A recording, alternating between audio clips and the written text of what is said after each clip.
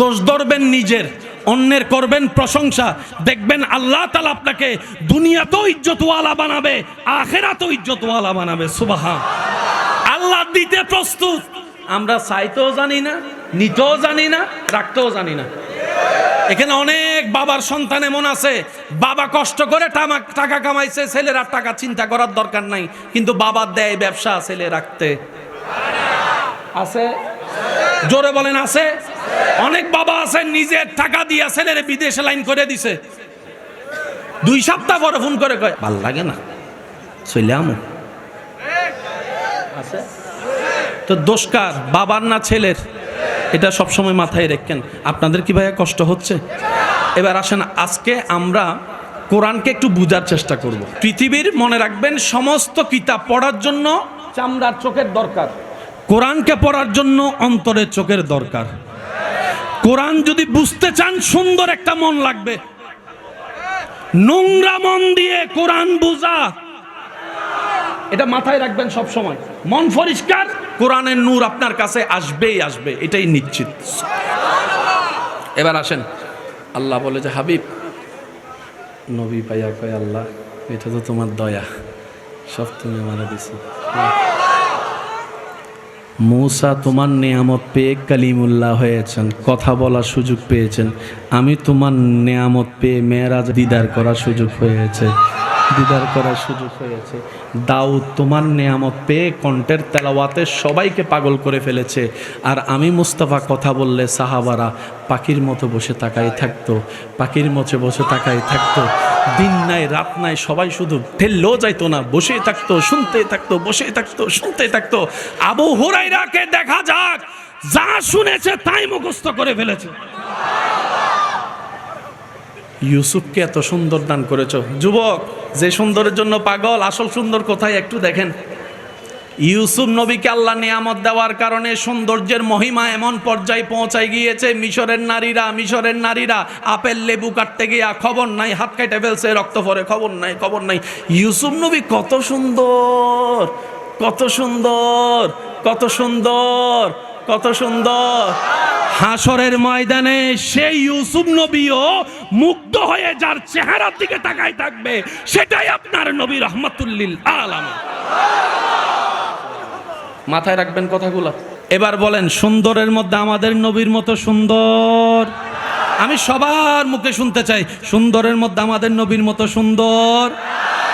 আল্লাহর নিয়ামত পেয়ে মূসা নবী আল্লাহর হুকুমে লাঠি দিয়ে আঘাত করেছে, নহর তৈরি হয়েছে, নহর তৈরি হয়েছে। আর আমাদের নবী মুস্তাফার বেলায় পাটিতে আঙ্গুল রেখেছে, আঙ্গুল মোবারক থেকে পানি বের হয়েছে।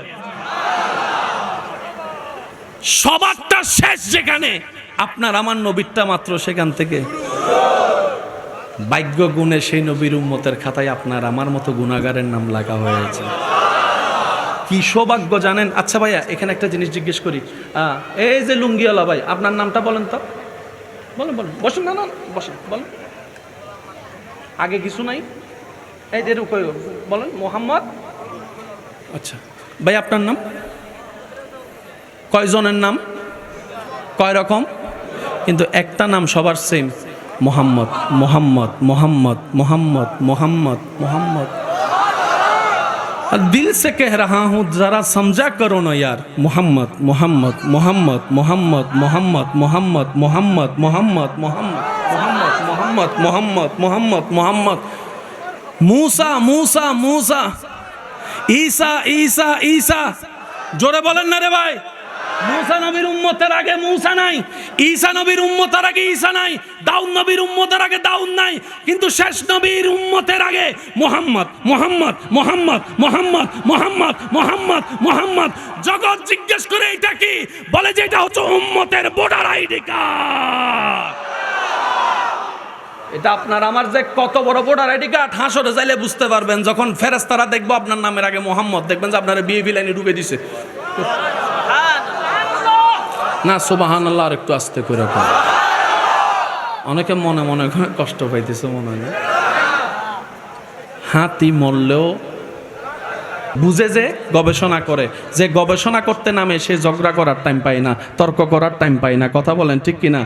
যিনি লাইট আবিষ্কার করেছেন, পৃথিবীতে লাইটটার কারণে কত উপকার হয়েছে, না হলে এই প্যান্ডেলে কত হাজার মোমবাতি লাগতো, কত হাজার মোমবাতি লাগতো। আমার যুবক ভাইয়েরা বলেন, এই লাইট যিনি আবিষ্কার করেছেন ওনার আমলে কি ঝগড়া ছিল না, তর্ক ছিল না, বদনাম ছিল না, ফিসেনা মানুষ ছিল না? উনি যদি এগুলাতে সময় দিত লাইট এটা আবিষ্কার করতে পারতো। সেজন্য মনে রাখবেন, ঝগড়া করনেওয়ালা আলাদা, আবিষ্কার করনেওয়ালা আলাদা।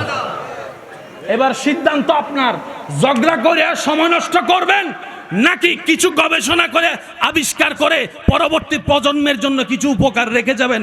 অ্যাজ ইউর উইশ, যার যার ব্যক্তিগত ব্যাপার। ইমাম আবু হানিফার আমলও তর্ক ঝগড়া ছিল, উনি এগুলাতে মনোযোগ না দিয়ে গবেষণার মধ্যে লেগে গিয়েছেন। মাসালা কি ক্লিয়ার? আর একটু জোরে বলেন, মাসালা কি ক্লিয়ার? তো ঝগড়াটে হবেন নাকি গবেষক হবেন, এটা আপনার ব্যাপার। যদি গবেষক হন তাহলে মুখ, জোরে বলেন মুখ। সেজন্য বলা হয় যখন জ্ঞান বেড়ে যায় কথা তখন